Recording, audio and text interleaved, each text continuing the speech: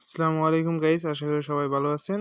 অনেকদিন পর আজকে সবাই মিলে বিরিয়ানি খাবো, তার জন্য মোরগ জবাই করে দিলাম। রান্নাটা হচ্ছে এখানে পানি আনা হলো। পানি আনার পরে চুলায় আগুন জ্বালিয়ে ডেগের মধ্যে তেল দিয়ে দেওয়া হচ্ছে। তেল একটু গরম হওয়ার সাথে সাথে একটু লবণ ছিটে দেওয়া হলো থামানোর জন্য। তারপরে আস্তে আস্তে সকল প্রকার মশলা পাতি, পেঁয়াজ, আদা, রসুন বাটা সবকিছু দিয়ে দেওয়া হলো একসাথে। দেওয়ার পরে একটু গরম করা হচ্ছে। পরিমাণ মতো সবকিছু দিতে হবে। পরিমাণ মতো দিয়ে তারপরে একটু নাড়া দিতে হবে, যাতে করে সব জিনিসপাতি একসাথে মিক্সচার হতে পারে তেলের সাথে।